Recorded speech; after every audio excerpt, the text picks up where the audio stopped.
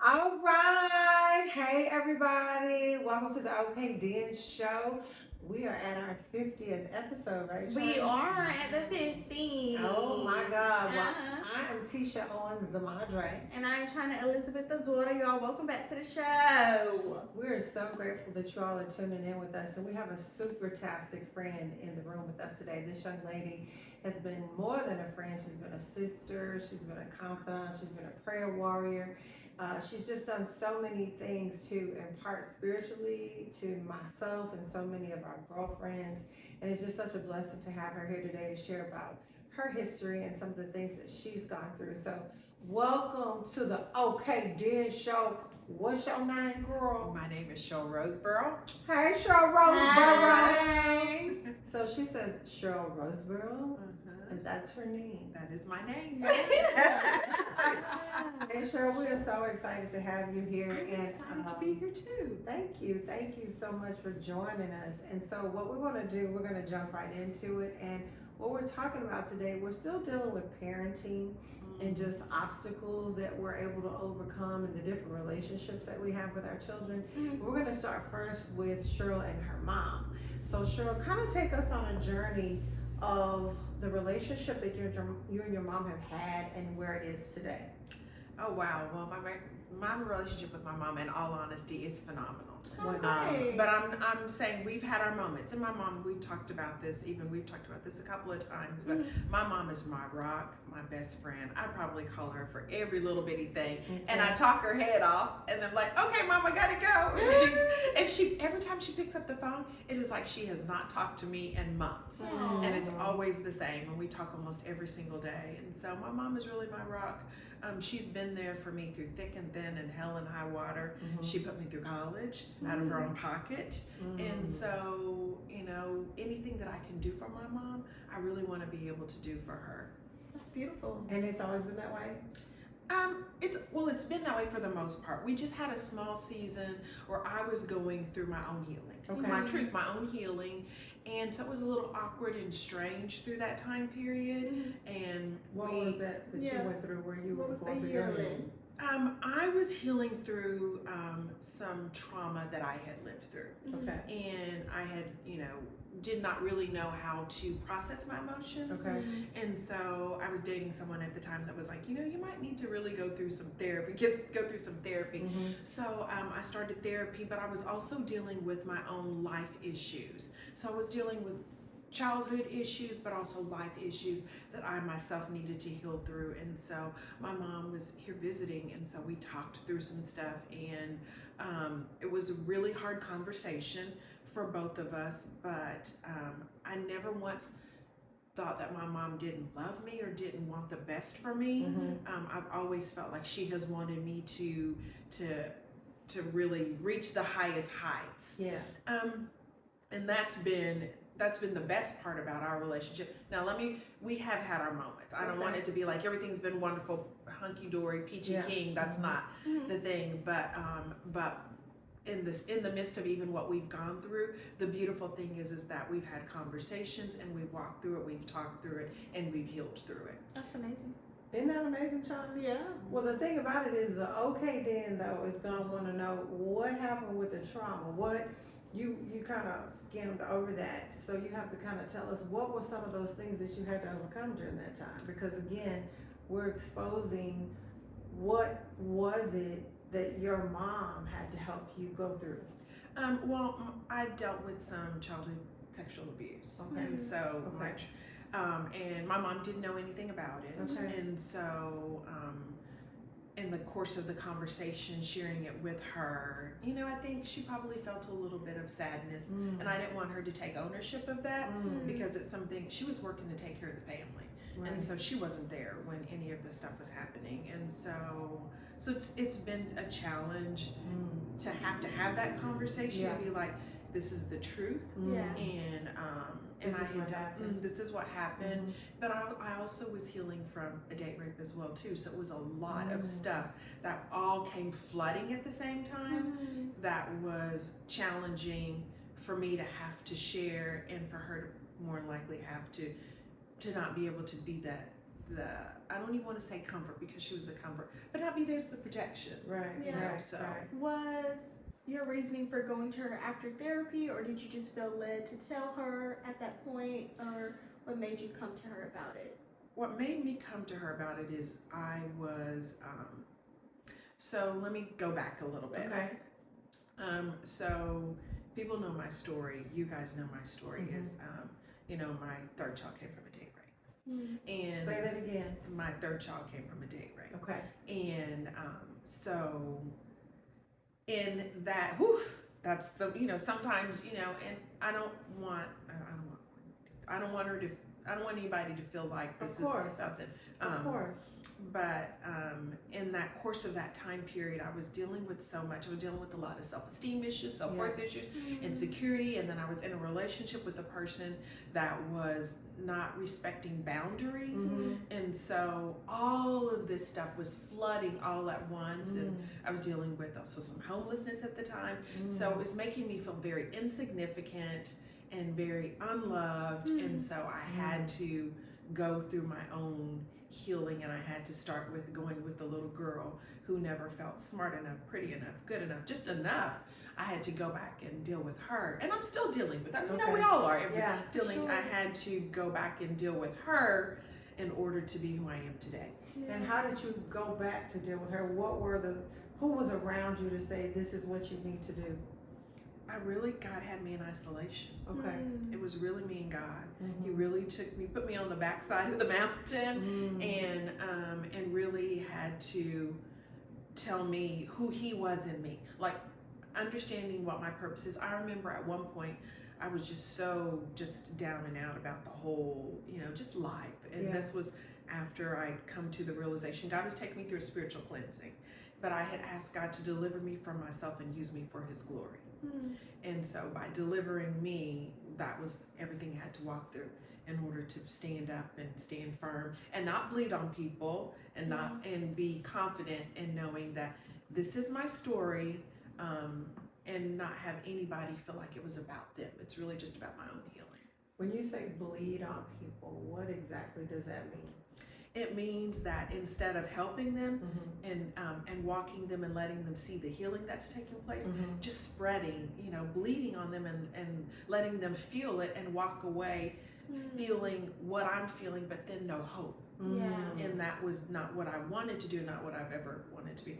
My ministry, Self-esteem Elevated.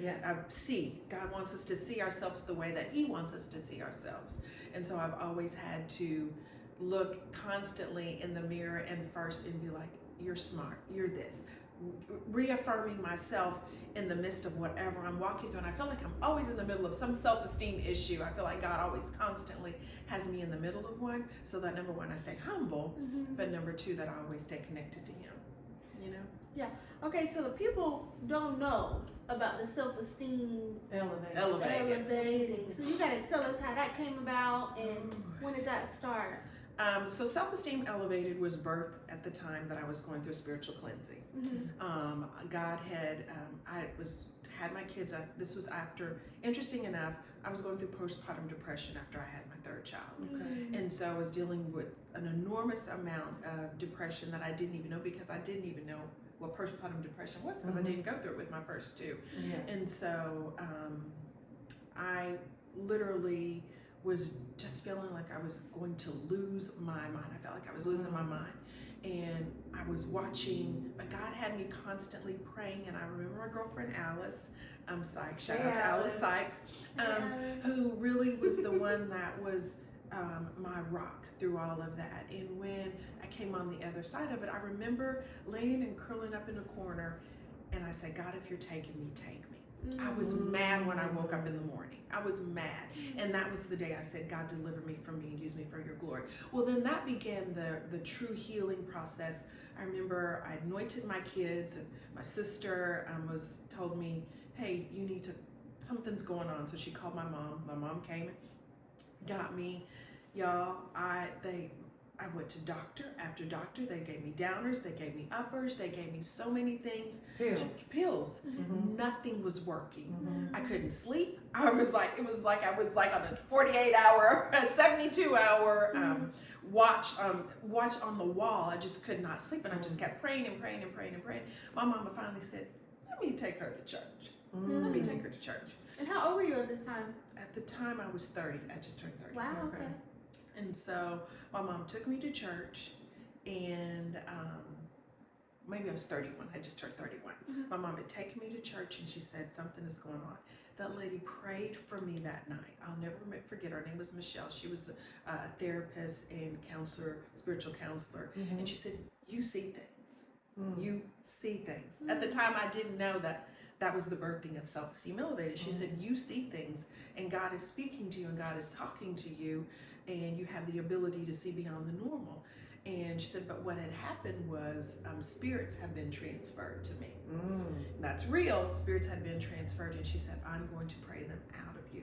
She prayed those spirits out, y'all. I slept like a baby that night. But that night when I slept, my mom and I just had this conversation recently because I just shared it with somebody.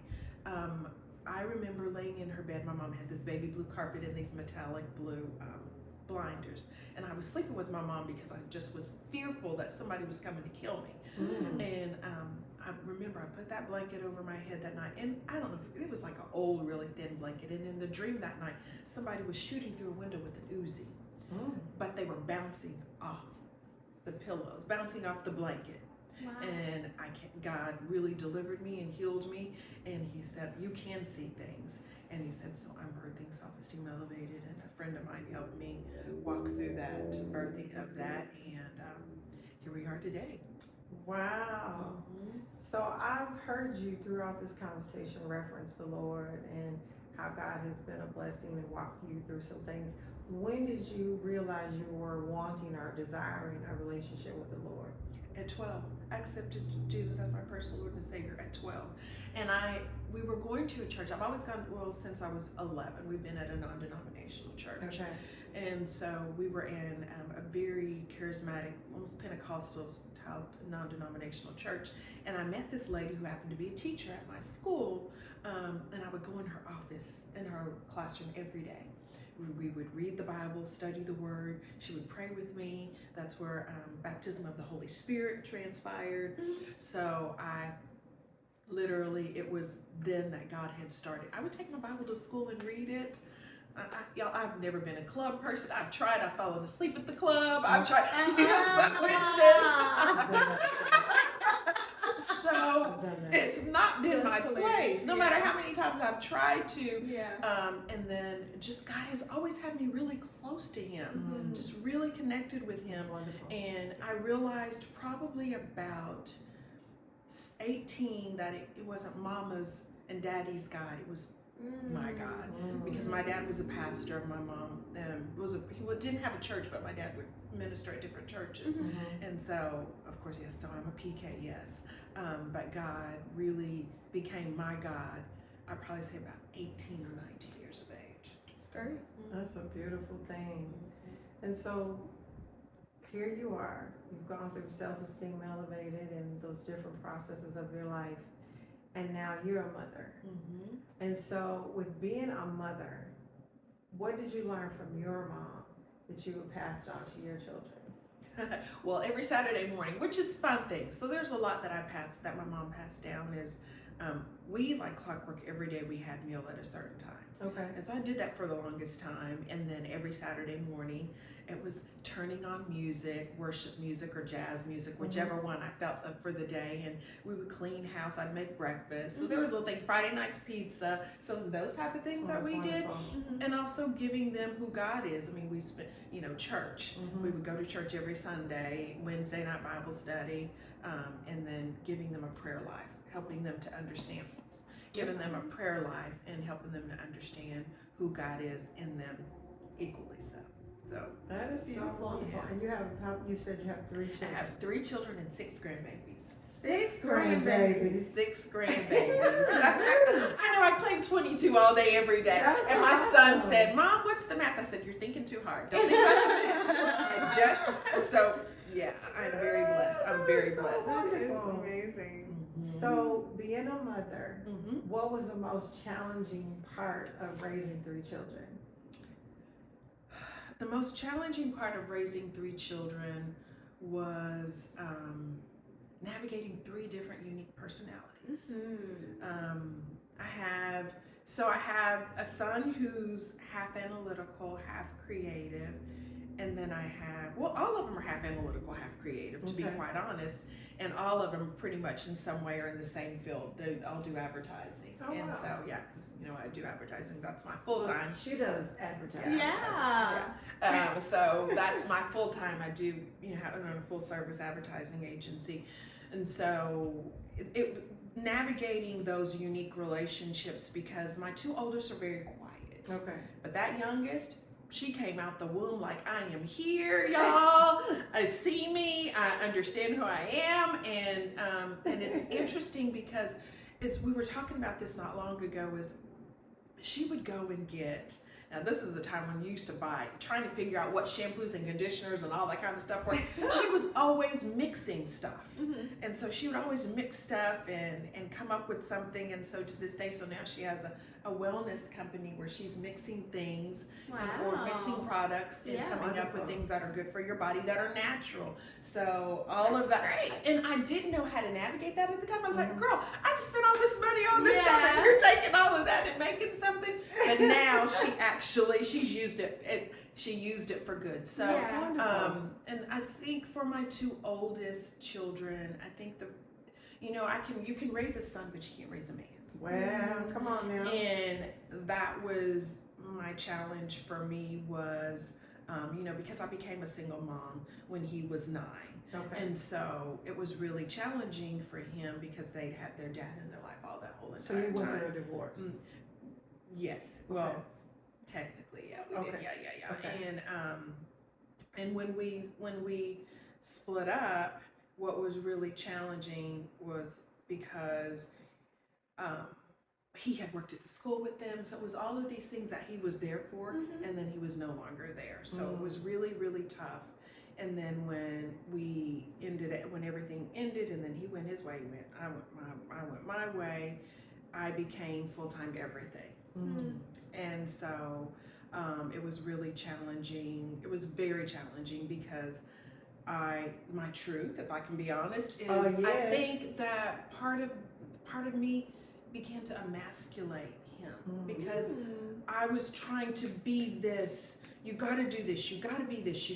And I wasn't softening and being like, hey, let me help you. I'm trying to you need to be a man. You need to be a man, but not giving him the tools of how to be a man. Or connecting him around other men for him to see what a man looked like. Yeah, and you know what? And it's not that he didn't have that, because one of our friends, her husband, one of my really good friends, dear friends, I've talked about him a lot lately, Andrew Zabo, one of my friends, he passed away of ALS, but he was a father figure to them. But I'm raising a black man, so that was the distinct difference. And Andrew, his family was from Czechoslovakia. I think I'm sorry, I can't remember what they were. I can't remember, don't get me to lying. But their family was one of the families that escaped Hitler.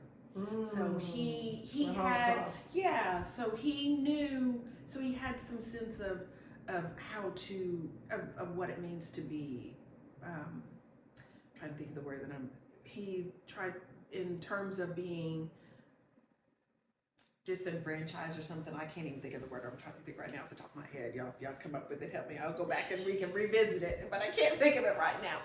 But y'all may have to cut this part. And so anyway, but yeah, he did have some male figures in his life, but in terms of him being there full time all the time, it was, and they did have a relationship with him, but it wasn't the same that it was. He got remarried, and so all of that went away. Okay, got it. Gotcha. So he wasn't in their lives at all after the fact, or just very distant? Just very distant. Gotcha. Very distant. Okay. Now, did the children ever talk about how that affected them? We never talked about it because, as a matter of fact, when we split up, I had just quit my job. I just quit corporate America. Okay.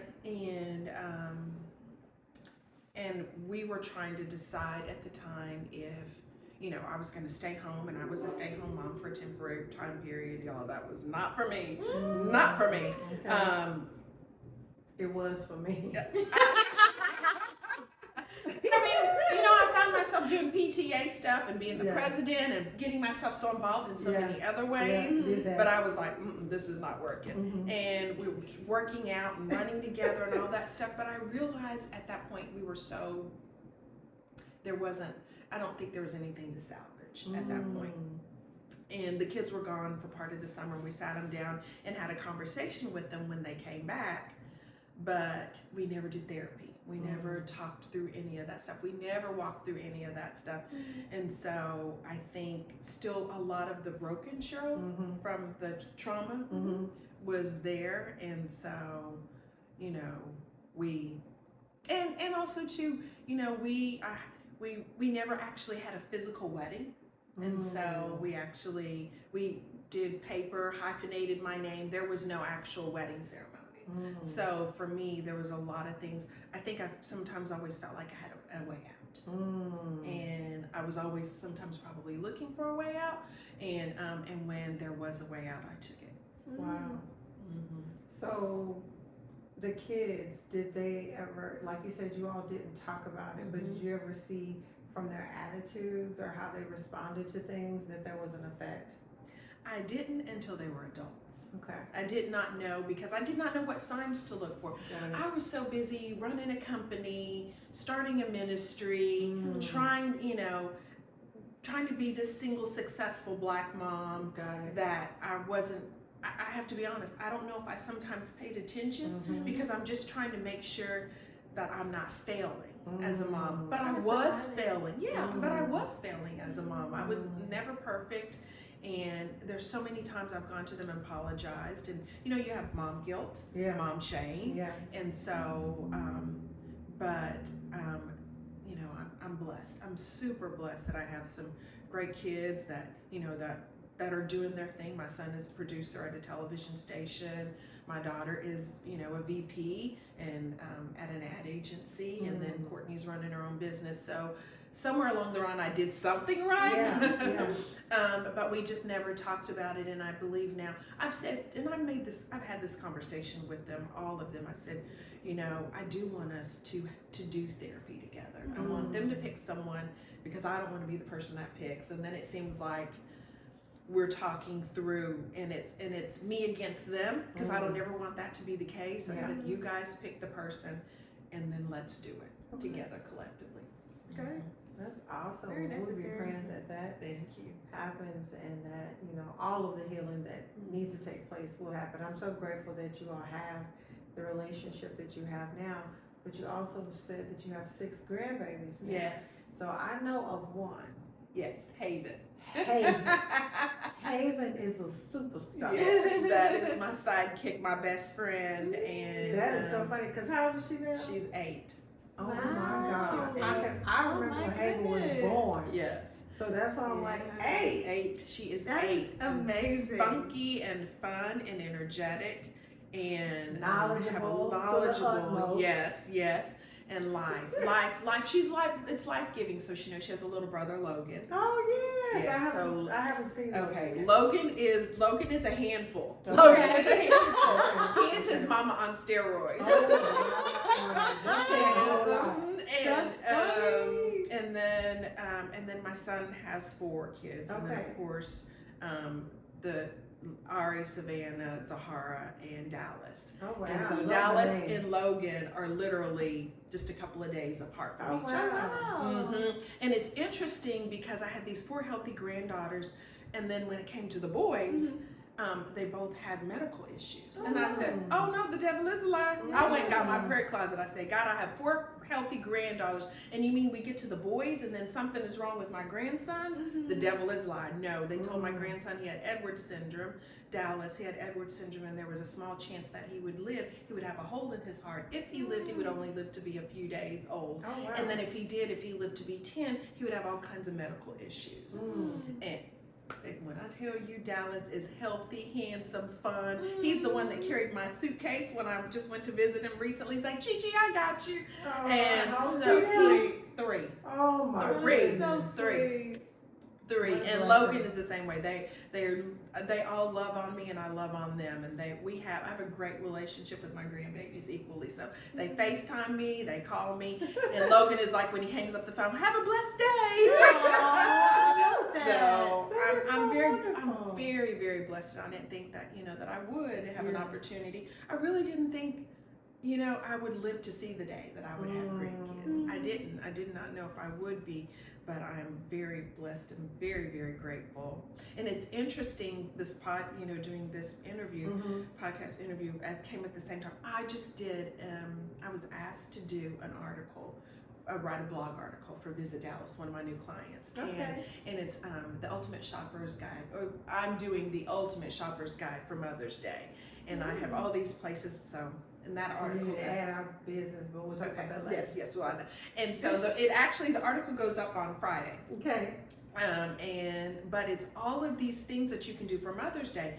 And I said, God, this is really interesting. Of this Mother's Day, you would have me do this one.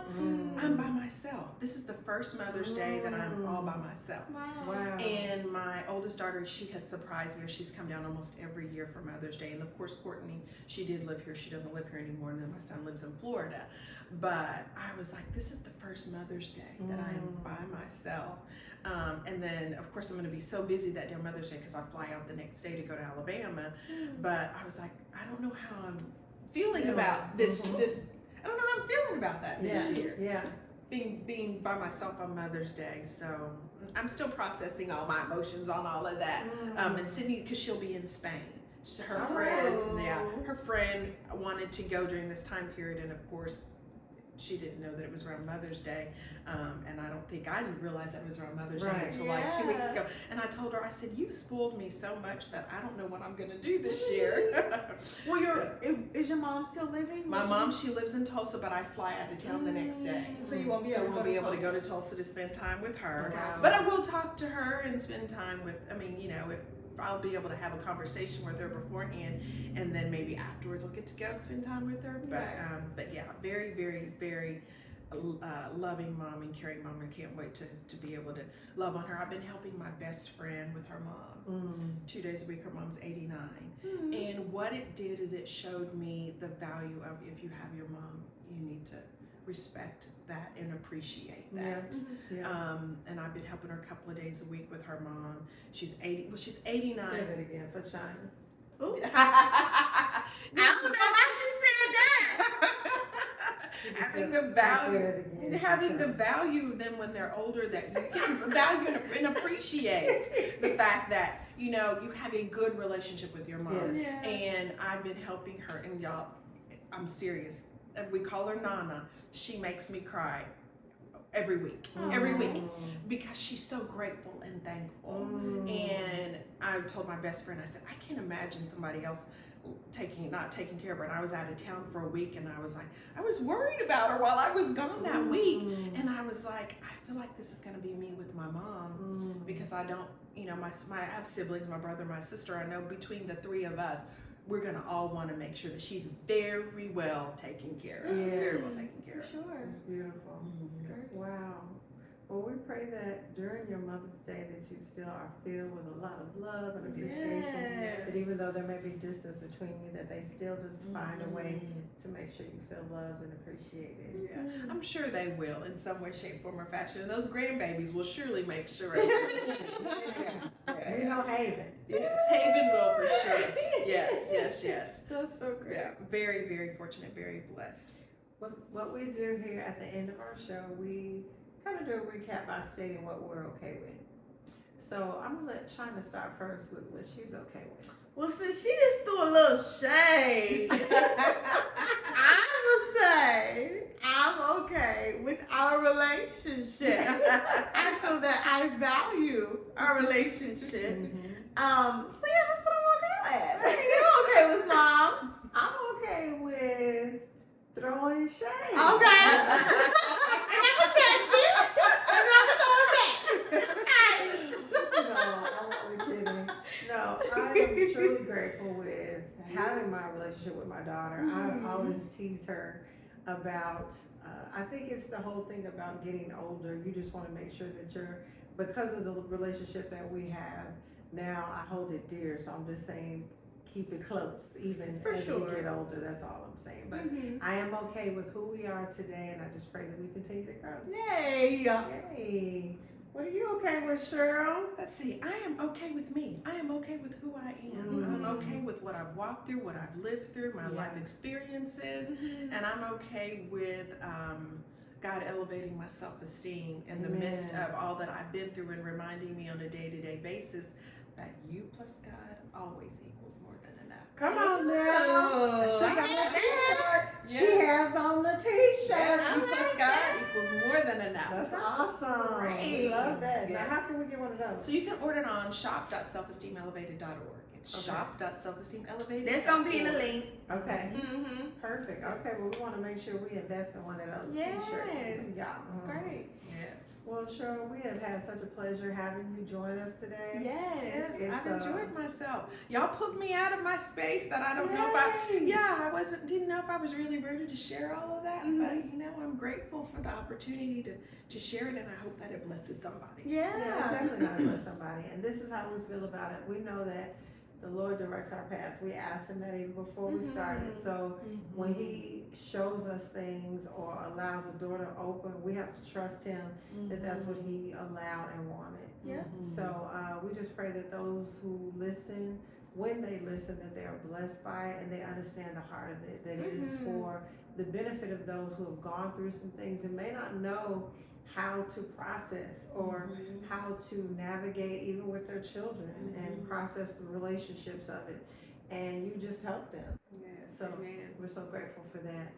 But you can watch us each Wednesday 9 a.m. on YouTube. Chyna? Also on Spotify and on Apple Podcasts. Make sure y'all are liking, subscribing, commenting, and just telling us all the things that you have learned from this episode and what you gained, and come back and see us next week. Yes, we're so excited, audience, that you all continue to support us. Again, like she said, like, share, subscribe, and we're always grateful that you all take the time to support us. Continue to do so, and we will pray that we'll continue to provide you great content. So we are about to lift, and y'all know how we do that. Until the next time. Ready? Yes. Okay, then. Bye then.